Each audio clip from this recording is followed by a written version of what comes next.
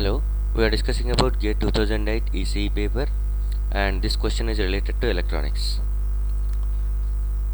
Silicon is doped with a boron to a concentration of 4 into 10 power 17 atoms per centimeter cube.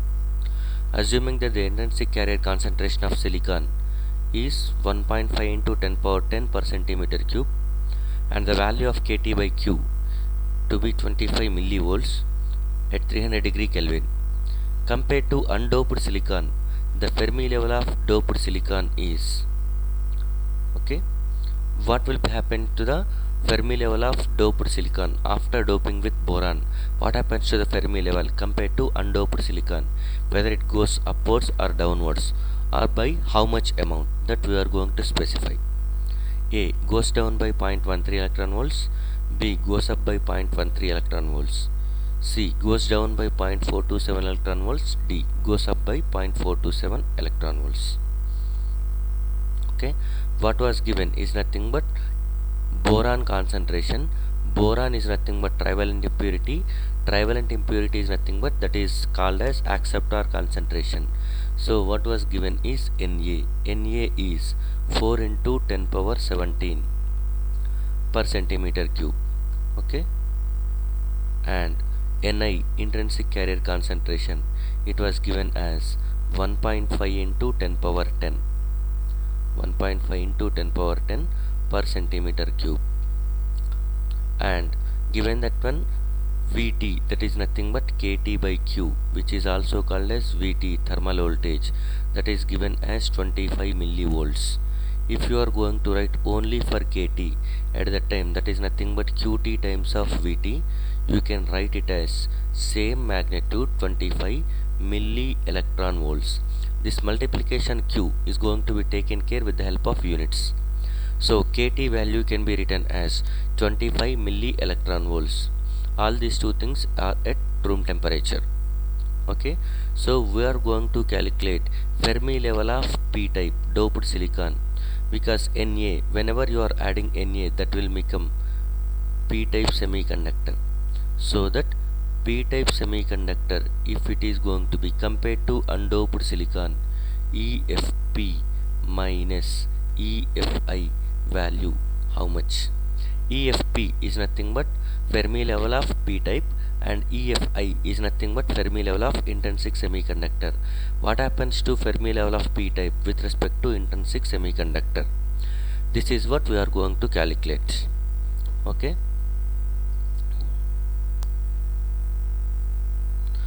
So we copy this one.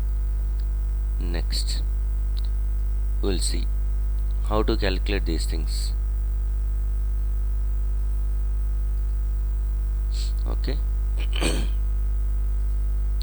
Now this is the given information. If you are observing, let us assume, if you are drawing the energy band diagram of intrinsic semiconductor, energy band diagram is going to be consisting of, this is conduction band and this is valence band, in between that one forbidden band, and exactly in the middle intrinsic semiconductor Fermi level is indicated as EFI. EFI is nothing but intrinsic Fermi level. So it will be middle of energy gap, so that this is what we are going to get. So by that time we can say that one number of electrons is equal to number of holes for intrinsic semiconductor. But for p-type semiconductor, what happens as the doping increases? For p-type semiconductor, as doping is the process of adding impurities. So as you add more and more impurities, at that time number of holes in valence band increases. Whenever number of holes in valence band increases, Fermi level, EF, comes down. EFP, Fermi level of p-type, comes down. That is nothing but moves down, to indicate there are more number of charge carriers present in valence band than in conduction band. In intrinsic semiconductor, number of electrons is approximately equal to number of holes, so that the Fermi level will be in the middle to indicate both sides the charge carriers are same. But as you are adding doping concentration with acceptors, by that time it increases the holes in valence band, so that Fermi level moves down to indicate more number of holes are present in valence band than the electrons present in conduction band. So we can draw the Fermi level in this way. So assume that one Fermi level has been reduced, so it has come moves down, so that we can indicate with this red line EFP. So this is Fermi level of p type, EFP. Now what you are going to calculate is nothing but the difference between this one we are going to calculate.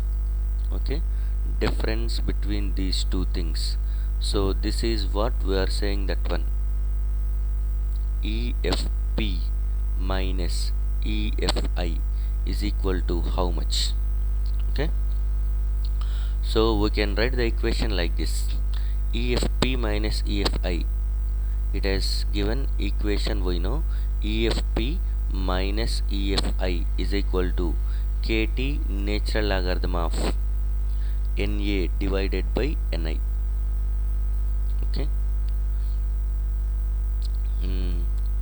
Sorry, wait.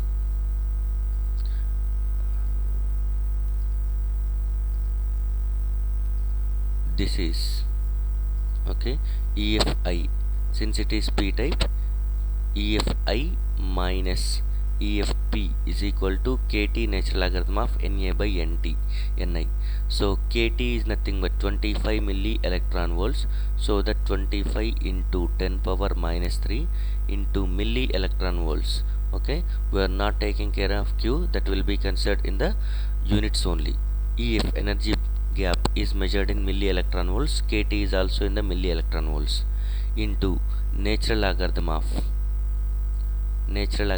NA. NA value is 4 into 10 power 17 divided by NI is nothing but 1.5 into 10 power 10. So if you are calculating this value, that will be equal to 0.457 you will get. So EFI minus EFP, EFI minus EFP is equal to 0.457 electron volts. So that implies nothing but EFP moves down by 0.457 electron volts with respect to intrinsic Fermi level, which is EFI. So EFP is moves down by 0.457 electron volts with respect to undoped silicon. So the right option is C, goes down. The Fermi level of doped silicon goes down by 0.427.